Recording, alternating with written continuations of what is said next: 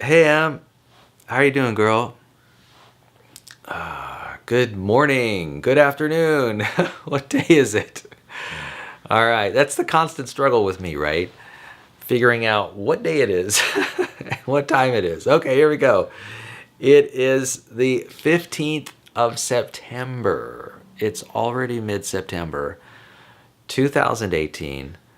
And this morning, I don't know if you heard that, but there was a rocket that launched. It was NASA's ISAT-2, which launched aboard a Delta II rocket, the very last Delta II rocket in inventory, and the very last Delta II rocket to ever be launched. So, wow, quite a red letter day, a significant date in space history, anyway. Now it's space history. And I did not quite look at it when it launched at like 5:45 this morning. I was in the shower. I did try to look out my shower window to see if I could see the stream of the condensation trail, but I was not able to do it. So I don't know. I assume it might have been a nice show, but in the mornings, particularly the early mornings around here, you know that it gets pretty foggy, and so if anyone saw anything this morning, it was very fortunate that they did. So let's see. Let's start with our reading of a passage from Mary Mackenzie's book, Peaceful Living. Daily Meditations for Living with Love, Healing, and Compassion. So, September 15th, here's the quote of the day. I've never sought success in order to get fame and money. It's the talent and passion that count in success. Ingrid Bergman. Ingrid Bergman was an actress who lived a while back. She was really famous, very famous actress. And her golden nugget of wisdom here is that she's never sought success in order to get fame and money. It's the talent and passion that count in success. And I think that's totally true. And I think it's more than just talent and passion. It's great if you happen to have talent. It's wonderful if you have talent. But a lot of people do stuff, they're not particularly talented, but they might be passionate about it. They might enjoy it. And really, so I wouldn't say so much it's even the talent.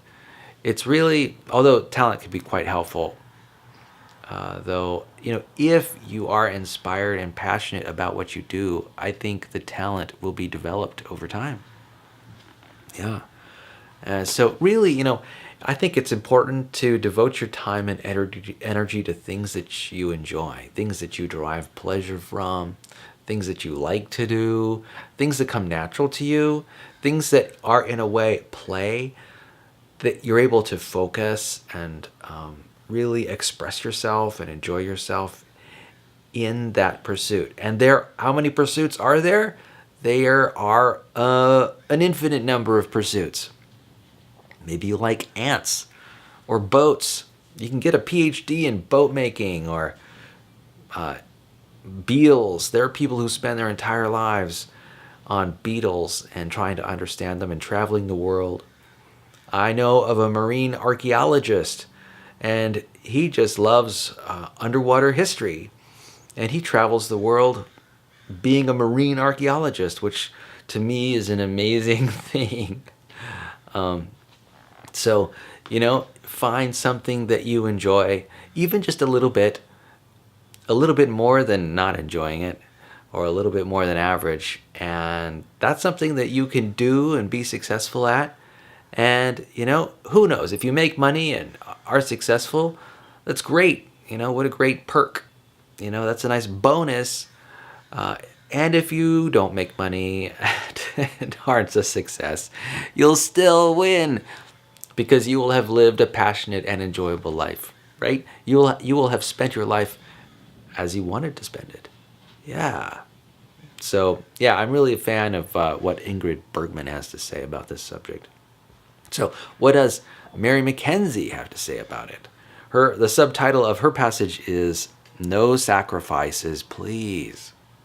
I wonder if I got the emphasis right on that subtitle. Maybe it's "No Sacrifices, Please." Maybe that's it.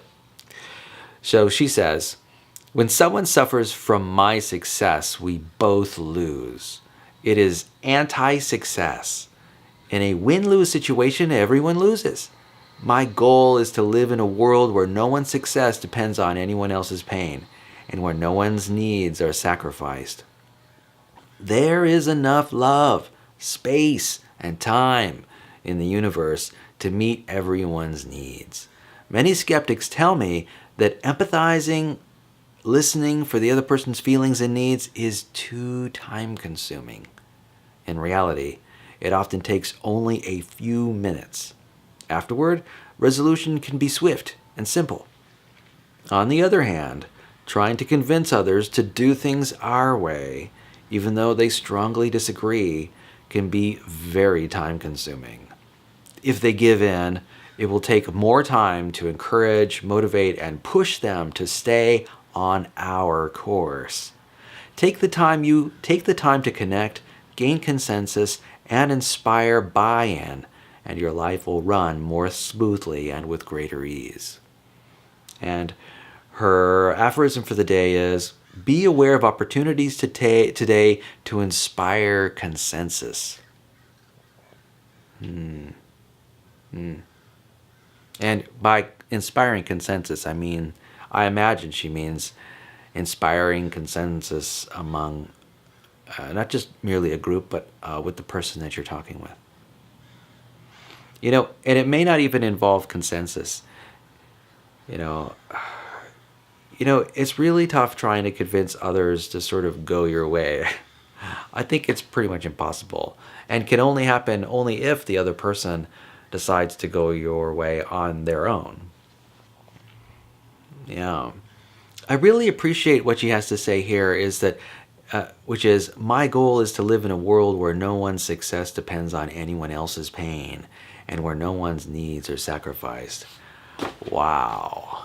I really like the way she said that. It's going to take me some time to sort of process that, where any one person's success is dependent on another person's sacrifice. That is the world she does not want to live in. She wants people to live together, pursuing their own interests and values, helping one another in ways that feel right to them, in ways that work for them, and where no one's needs need to be sacrificed. Yeah, that is a pretty amazing vision. And you know what? I think I share that vision. And I want to think about it some more. It's entirely possible. In a way, it's sort of like the ideal. And even when it comes to, say, laissez-faire capitalism, where individuals make decisions about what they want to do and exchange freely the products of their effort. That's essentially an ideal of an economic theory called capitalism, where basically no one tells you what to do. You look for a niche where you can participate and contribute, and you do so voluntarily by contract. So yeah, I think that's a great idea. And I want to live in a world like that. That's part of the reason I'm a vegan. I think that it's possible for all to get along in the world, humans and animals, in a world where everyone's needs can be met. I think animals do not necessarily have to be sacrificed in order to feed human beings. Not anymore, anyway. We've got technology, we've got ways to manipulate food and ingredients, and no animals must die. It certainly isn't the case.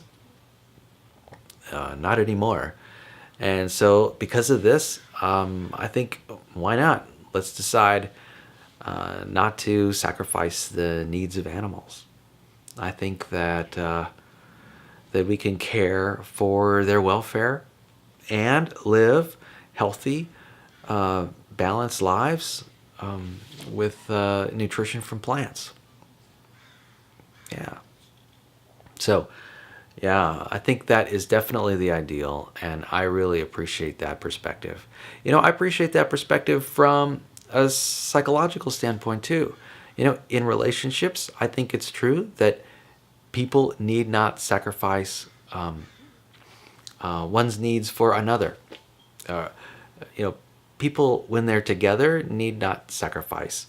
So long, and you know what? What enables that to happen mostly is communication. Communication has to happen. Effective communication, where people just express what they want and need and what they don't want, and there's a negotiation process that takes place.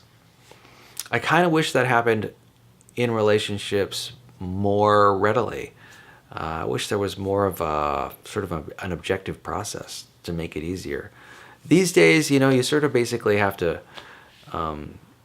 bring up the subject and express needs and wants. A lot of people do it in a way that's indirect, and that can cause a lot of misunderstanding. And so it's funny how people can relate to one another in, say, and even sacrifice themselves in silence. And that's an unfortunate condition. Only if we could change that, if we had the tools to change it, and we don't quite have them yet. I'm hopeful that in the future relationships will be easier. It will involve an improvement in standards of communication between people. For some reason, our culture is not being very conducive to that. And you know what? It's getting better. People are able to talk about what they want and desire and what their goals are in an accepting environment now that's a lot more accepting environment than it was, say, 20 and 50 years ago. So, I'm hopeful that eventually people will be better at expressing what they need and want to others. And I think that will mean that relationships will get better and will be more enjoyable. I think relationships today are a lot more enjoyable than relationships were 50 years ago, mostly because of how communication has changed. It's just gotten a lot more authentic. And there's a lot less judgment today. And it's less judgmental on purpose. And I think part of that has to do with, just intentionally being kind to one another. And also recognizing that other people have the right to live their own lives. And live those lives in peace.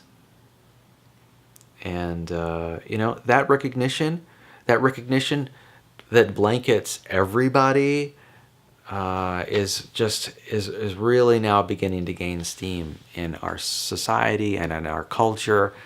And the ball started rolling a long time ago when slavery was outlawed in various countries. Thankfully, hopefully, as time progresses, there will be less and less sacrifice, and fewer and fewer people gaining from the sacrifice of others. That is inadvertent sacrifice or sacrifice against that person's will. So, anyway, those are high ideals, and I hope that comes to pass eventually. That for all living things, there will be no need for one to sacrifice to another for the other's benefit. All right, very good. Well, on that really deep thought, let's move to this book that I obtained the other day called My Big Fat Zombie Goldfish. I thought, I picked it up the other day. It had some short chapters, and I figured it would be fun to read it. So let me give you a synopsis of the last chapter. The last chapter was the first chapter It was when the narrator, Tom, which is us, Tom is playing with his brother Mark. His Mark turned into an evil scientist. And he did it because his parents brought him a chemistry lab set. And so Tom was sort of watching as Mark was, exploring that chemistry set. And then Mark brought in a goldfish. And remember, it was Mark who was feeling hormonal. Man, I feel hormonal all the time. So here we go. The beginning of chapter 2. A fish in a bag. Now, we'd had a goldfish before. We won them at a church fair by throwing ping pong balls into the little bowls that they were swimming in. They didn't live very long, though. Mom said it was because the fish all had concussions from being hit on the head with the ping pong balls. I had a concussion once when I was 4, after I accidentally ran into the front door that Mark accidentally slammed shut, just as he accidentally yelled, "Run, Tom, run!" That was back when he was just mostly evil. I remember the doctor shining a tiny flashlight into my eyes and then asking me if I could name all of the Teletubbies. I told her that Teletubbies were lame and then threw up on her shoes. Not to be evil, just because I had to. She said I had a concussion and needed to stay in the hospital overnight so they could keep an eye on me. So the day after Mark got the chemistry set, he came home after school with a goldfish in a little plastic bag and headed straight upstairs. Mom and I followed. "Did you go to a fair?" I asked. Moron. He shot me a look as he pulled his earphones out of his ears. "It's from the pet shop, for school, science week." "Why do you need?" Mom started to ask. When Mark shoved a letter from his bag into her hand, she read aloud. "Class 7M will be doing experiments on the effects of pollution on marine populations. Students will show photos of their experiments to the class tomorrow." She looked at Mark. "Okay, if it's homework," she said, as she headed down the stairs. "At least you're doing something green." Mark put on his white scientist coat and took out his chemistry set. As he unpacked the box, I got that crawly millipede feeling in my stomach again. Mark should have done one of those evil scientist laughs at that point, but I guess he was still learning the ropes. Mom shouted up from downstairs, "Mark, look after your brother while I run to the store. I'll be back soon." I heard the door close and looked over at Mark. Normally, as soon as Mom left, Mark would start acting mostly evil to me. Like when he caught me reading his mint-condition Return of the Attack of the Undead Zombie comic. He wrapped me in beach towels and wedged me in the dog flap till the neighbors complained about my shouting and Mom had to come home from work to unwedge me. Oh, the good, mostly evil days. But now that he was an actual evil scientist, he was too busy to think of things to squeeze me into or trap me under. There was definitely less torture, but more shouting. "Touch nothing, moron," Mark growled at me as he went out to the hall closet. He came back with the old goldfish bowl, filled it in the bathroom sink, and dumped the fish inside. I pressed my face up against the glass. This goldfish was fatter than the ones from the fair. It had big bulging eyes and a long wavy tail with 3 fins. It kind of looked like a really ugly bug-eyed mermaid, if you squinted enough. Then, as I squinted at the fish, it squinted back. Mark was too busy reading the back of a jar from his chemistry set to notice. The fish swam up to the side of the bowl and peered at me through the glass, its little mouth opening and closing. I know it sounds crazy, but I swear it looked like the fish was saying, "Help me." Mark unscrewed the lid of the jar. My millipede feeling got worse. He took out some test tubes and mixed up a bottle of truly evil-looking green mixture. "What are you doing?" I asked. "Polluting," he grunted, and tipped some of the green stuff into the water from the fish. "Stop, it could hurt the fish," I shouted, and tried to grab the bottle. Mark shoved me back on the carpet with one hand while he added some brown powder and gray flakes to the fishbowl. I tried to get up, but he held me from pushing his size 7 sneakers. I tried to get up, but he held me firm by pushing his size 7 sneakers down on my chest. He grabbed his phone and snapped a picture of the fish swimming around in the gunky water. "What will it do to the fish?" I gasped, with the last bit of air left in my lungs. "Don't know," he said. "That's the experiment."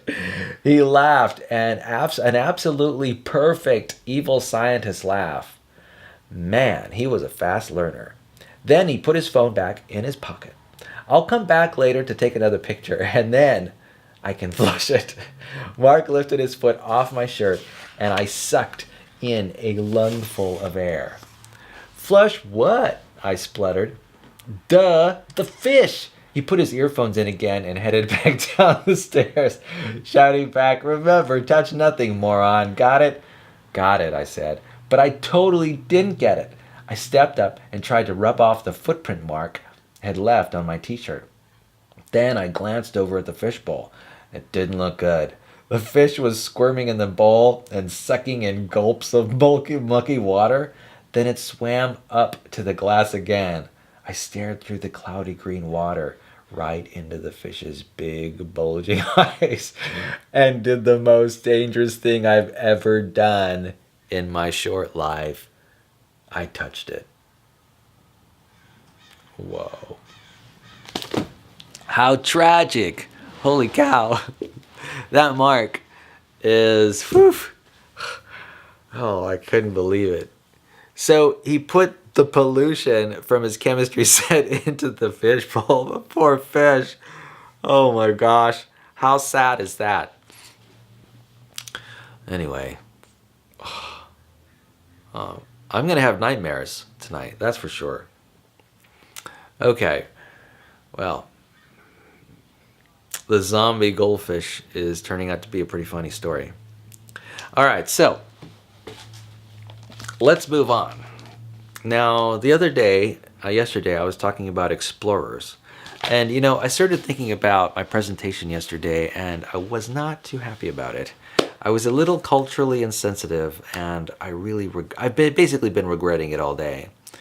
I made a few statements about how we didn't know that America existed 500 years ago, and I completely forgot. The Native American Indian, definitely knew America existed 500 years ago. They were living in America, all over America. Huge communities spread across America and tribes. And I recognized that was a little insensitive. I was just not really prepared to talk about the subject, and it was, I think it was it's a failing of mine, and I'm going to be having a lot of failings.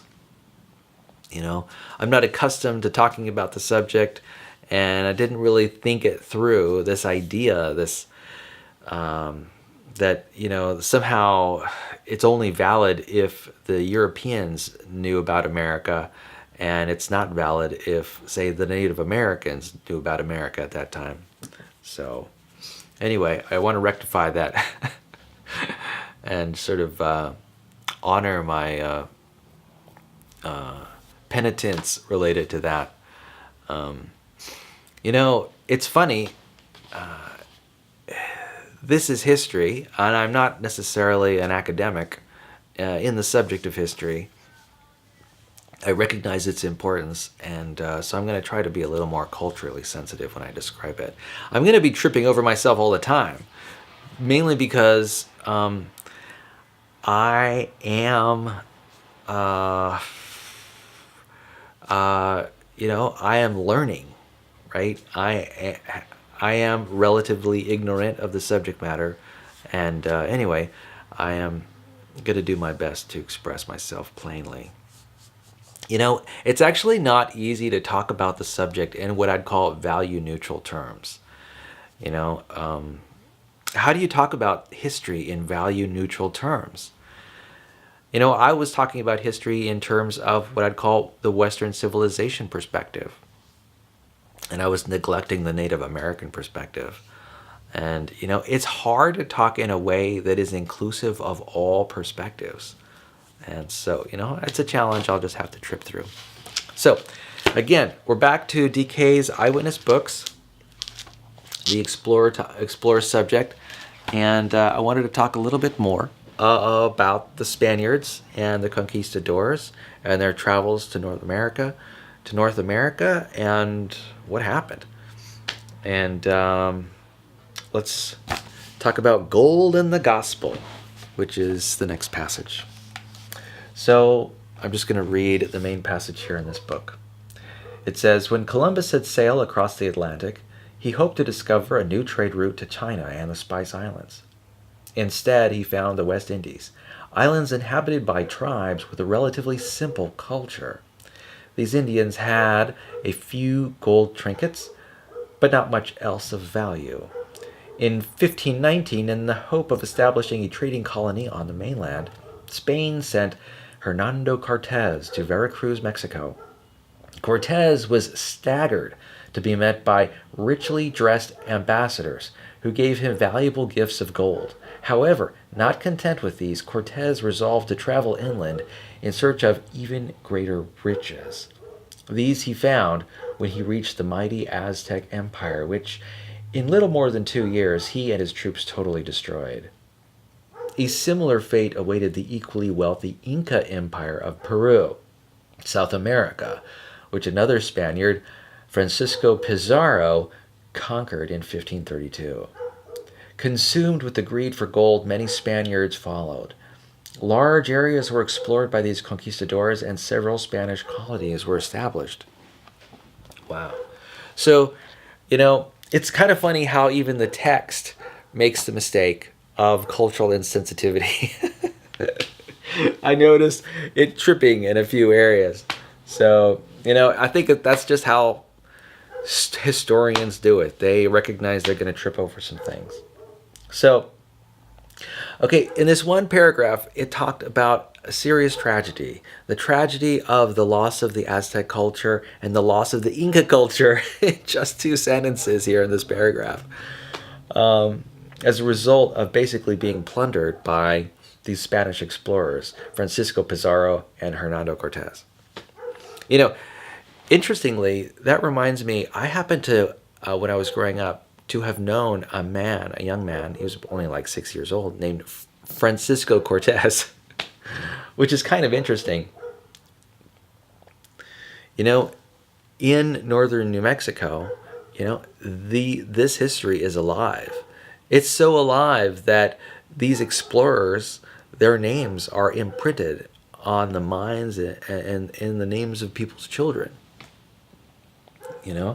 And it's fascinating to think about.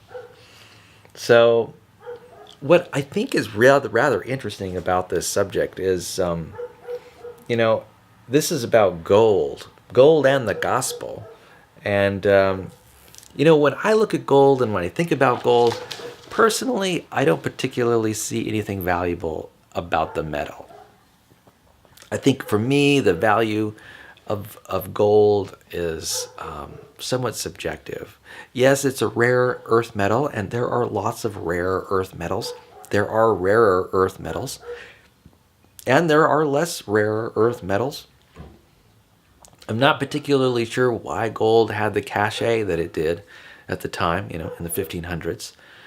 I'm not sure why it was chosen, say, to be more or less valuable than silver or platinum or even aluminum. I'm not quite sure why. Gold certainly is useful for making artistic objects, and it does have its purpose. It's effective at not corroding and is quite malleable, and I guess has a decently low melting point. And I'm not quite sure why gold is thought about as having particular value. but it did to the Spaniards. What I think is most curious is that in Aztec culture, they even they even had gold statues or gold figures, or they even presented gifts of gold. To me, that's incredibly fascinating. I mean, why would cultures in two various distinct areas, Europe and North America, both cherish the same metal? And it gets me to wonder that I think this story sounds a little fishy to me, actually, just because of that reason. Because I really wouldn't have expected gold to be sort of universally valued in different cultures. That point doesn't make any sense to me. Now, maybe there was gold offered to Cortez by these tribes. But I find that an amazing coincidence. And maybe that has more to say about my ignorance of the subject. The thing about it, my view is, from a philosophical standpoint, that value is subjective. But it's certainly it can be objective depending on the context. For example, water is quite valuable in deserts, and that is an extremely objective value when you need water to live, like humans do, and they walk around deserts. So anyway, that's somewhat of an objective value. Anyway, but gold, I don't know. I don't know what the significance is there. So I want to bring out just a few of these pictures. Looks like Hernando Cortez ended up in Veracruz, Mexico, where he started his expeditions. And then it looks like there's a little map here that shows that he traveled to Mexico City, or at least the city that was Mexico City before Mexico City. And I guess it was the hub of Aztec culture. I didn't quite care about how the paragraph characterized Aztec culture. Again, I'm not going to bring too much attention to it, but it seems wrong-headed in some ways. Here's a little, I don't necessarily want to forget this whole idea of them being Catholic. This whole idea of the spread of religion, particularly since I know that Catholicism is like the dominant religion in South America and Central America now, and in Mexico. So it's amazing how basically the traditional religions were sort of cast aside, and Catholicism took its place, as a result of these incredibly violent interactions between these two peoples. Well, what an encouraging note. I wanted to mention something about how, our genetic codes, our genetics have indicators. I wanted to mention that I've got some genetics from Mongolia, which indicates that our ancestors traveled from Asia to North America. And, at one time, there was a land bridge between Asia and North America. And this was mainly when it was really cold, when a lot of the oceans were locked up in ice at the poles and at the lower latitudes. And, people were able to cross that land bridge. That land bridge now is underwater. It doesn't exist. A lot of that ice has melted. It's been warming ever since the last ice age, 20,000 years ago. I would guess that would be the height of the last ice age. I think the last ice age ended about 10,000 years ago. And it has been about 20,000 years since human beings have crossed that bridge from Asia to North America. It's interesting. It's interesting to have genetic indicators of people that were in Asia and Europe. They were close to each other on one part of the world, right? and then they spread, and then they around the globe, and then they met up again on the other side of the globe. Yeah. So what I'm talking about is the history of people who came out of Africa, right, 200,000 years ago, and then split off from, say, the Tigris and Euphrates rivers, and then split off into Europe and then Asia, and then encircled the globe, where the Spanish conquistadors went from Europe to North America, and the Native American, or the Indians, moved from Asia over the land bridge to North America, and then they collided. They collided in North America, and they collided violently. Is that interesting? I just think that's interesting how people split, crossed the world on different hemispheres, and then collided and did battle against one another. Fascinating. Well, anyway, that's the end of my show today. Emily, I hope you have a fantastic day. I hope that you thoroughly enjoy some of these ideas I've presented. And I hope these ideas inspire you to further research and enjoyment. And I'll talk to you tomorrow, huh? Talk to you later. Bye-bye.